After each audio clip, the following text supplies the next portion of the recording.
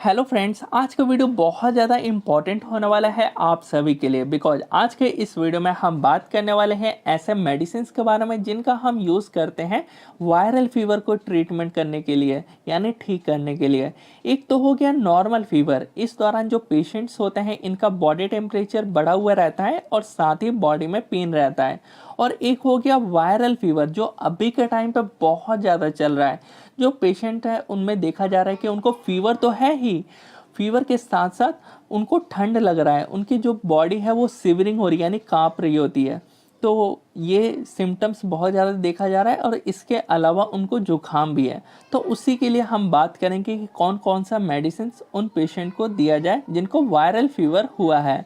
Otherwise क्या होगा कि ऐसे सिम्टम्स अगर रहे तो बाद में चल के टाइफॉइड और निमोनिया हो सकता है उन पेशेंट्स में। तो आपको क्या क्या जानने को मिलेगा, आपको ये जानने को मिलेगा इस वीडियो के अंदर कि ऐसे मेडिसिन जो वायरल फीवर में दी जाती है और नॉर्मल फीवर में कौन सी मेडिसिन दी जाती है, और साथ ही फीवर होता क्यों है। आखिर ये जो हमें फीवर हो रहा है ये किस वजह से हो रहा है, क्यों हो रहा है, क्यों हमारी बॉडी टेम्परेचर बढ़ रहा है, क्यों हमें कपकपाहट होता है। जो ये वायरल फीवर है इस दौरान आप देखोगे तो सिवरिंग होती है, बॉडी बहुत कांप रही होती है, तो क्यों हो रहा है ये सब भी मैं आपको समझाऊंगा इसी वीडियो के अंदर।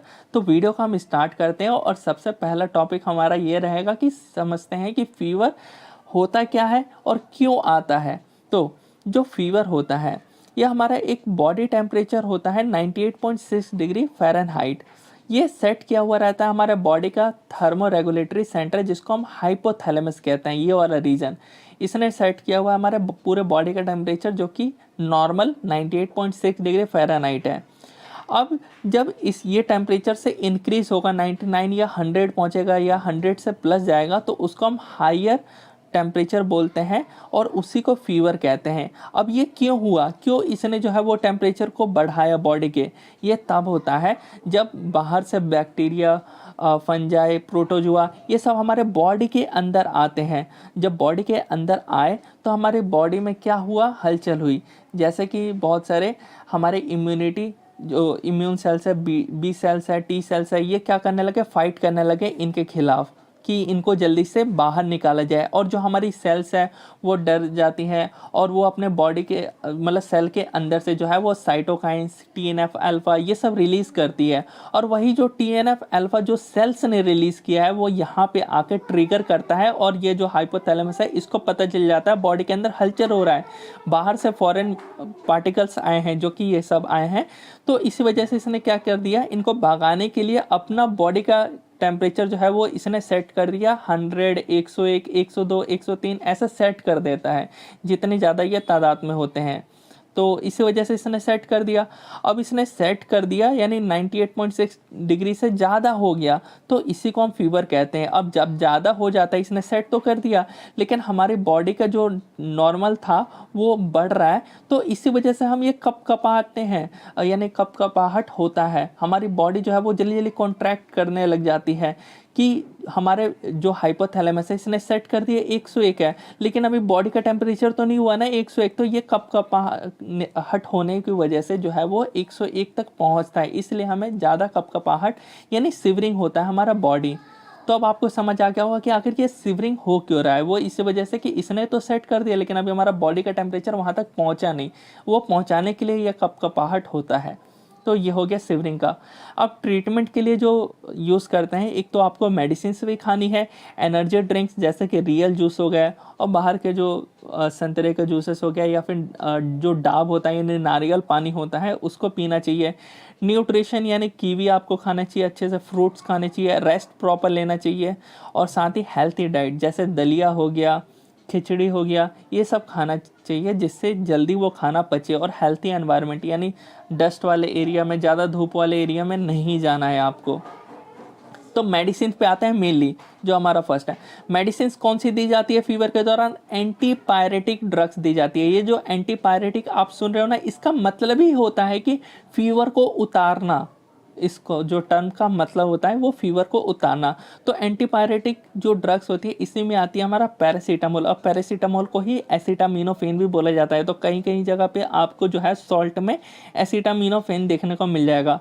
और जो दूसरी होती है वो NSAID, non steroidal anti inflammatory drug, इनका हम यूज़ करते हैं बुखार को उतारने के लिए। और नसेट्स और पैरासीटामोल बुखार तो उतारती है, लेकिन इनका जो है पेन में भी काम रहता है कि दर्द को भी ठीक कर देते हैं। आते हैं एकदम सिंपल मेडिसिन फॉर फीवर। अगर किसी भी पेशेंट को फीवर है और फीवर के साथ उसके शरीर में दर्द है, तो आपको जो है जीरोडॉल पी या जीरोडॉल एसपी में, अगर जीरोडॉल पी तब देना है जब बॉडी में कम पेन हो रखा हो, नॉर्मल पेन हो रखा हो, बॉडी में ज़्यादा पेन हो रखा हो, बहुत ज़्यादा हो रखा हो, तब जीरोडॉल एसपी दिया जाता है। तो ये हो गया, आपको समझ आ गया, इन दो में से कोई एक देना है, इसलिए स्लैश मार रखा है। और आपको एक गैस की दवाई भी देनी है, बिकॉज यहाँ पे जो आप पैरासीटामोल 325 mg दे रहे हो ना, इससे गैस भी बन सकता है। तो इस वजह से ये दिया जाता है, गैस बनता है पेशेंट्स में देखा गया है, तो गैस की दवाई दी जाती है। इसके अलावा एक एंटीबायोटिक दिया जाता है, ताकि फीवर जो है वो ऐसा ना हो कि आपने एक डोज कंप्लीट किया 4 दिन और 4 दिन के बाद क्या हुआ कि दोबारा फीवर आ गया। तो एंटीबायोटिक लो, ताकि जड़ से ख़त्म करेगा। जो बैक्टीरिया आए हुए थे ना बॉडी के अंदर, उनको मारने का काम इनका है। पैरासीटामोल का काम क्या है मैंने आपको समझा दिया।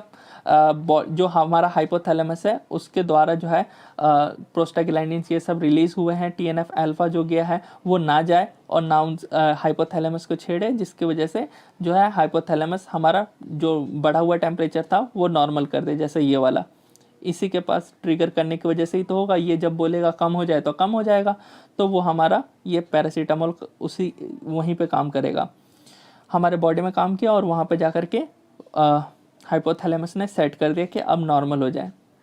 नेक्स्ट आते हैं medicine for fever with chills. अगर किसी को फीवर है, फीवर के साथ समझ लो बॉडी पेन है और जो है चिल यानी ठंड लग रहा है उसको, तो ठंड जब भी लगेगा ना तो डेक्सोना आ जाएगा। वही सारी दवाइयाँ हैं, बॉडी में पेन है, बुखार है तो जीरोडॉल पी और एसपी, ज़्यादा पेन है तो एसपी, कम पेन है तो पी, और उसके साथ गैस की दवाई यानी पेंटो 40। अगर आपको ये महंगी लग रही है तो कोई भी सस्ता आप ले सकते हो, आप बता सकते हो पेंटोप्राजोल का कोई सस्ता वाला दे दो दवाई। उसके अलावा डेक्सोना, जब भी ठंड लगे समझ लो कि डेक्सोना खाना ही है, सिवरिंग हो रहा होता, और बाकी एक एंटीबायोटिक ले लो। तो ये जितने भी आइटम्स बता रहा हूँ ना, ये सभी के सभी पेटेंट आइटम है। अब आता है नेक्स्ट, जो कि है medicine for fever with cold. अगर किसी को बुखार है और साथ ही उसको जो है कोल्ड है यानी जुखाम है, उस टाइम पे आप सिनारेस्ट या विकोरिल में से कोई भी एक ले सकते हो। विकोरिल 10 है और सिनारेस्ट है जो कि प्लेन में है। तो ये लेने की वजह से जो है आपका जुखाम है और बुखार है वो तो उतरेगा ही, बिकॉज इसके अंदर पैरासीटामोल भी मिल जाएगा और फेनाइल एफनेफ्रिन और क्लोरफेनिरामिन मिल जाएगा, जो कि आपको जो है कोल्ड हुआ पड़ा है, जुकाम हुआ पड़ा है, वो हटाने का काम करेगा। इसके अलावा गैस की दवाई लोगे और साथ ही एक लीवोफ्लॉक्स, अगर जुकाम है उस दौरान ये बहुत अच्छा काम करता है। लीवोफ्लॉक्स 500 यानी लीवोफ्लॉक्सासिन, इसके अंदर सॉल्ट है जो कि एंटीबायोटिक है। नेक्स्ट हम बात करने वाले हैं ऐसा पेशेंट जिसको बुखार है, उसको ठंड भी लग रहा है और उसको कपकपाहट यानी सिवरिंग हो रही है उसकी बॉडी। उस टाइम पे जो है आपको सिनारेस्ट और विकोरिल तो लेना ही है, बट यहाँ पे जो कपकपाहट हो रहा है उसको दूर करने के लिए डेक्सोना लेना पड़ेगा। उसके अलावा पेन 40 और लीवोफ्लॉक्स 500 ले सकते हो। आपको समझ आ गया लीवोफ्लॉक्स 500 कब लेना है? जुखाम जब तक ना हो तब तक नहीं लेना है, जुखाम हो तो लेना है। तो आई होप आपको अच्छे से सब कुछ समझ आ गया होगा। यहाँ पे हमारा होता है वीडियो कंप्लीट, और अपने दोस्तों के साथ जरूर शेयर करिएगा अगर आपको ये वीडियो अच्छा लगे तो।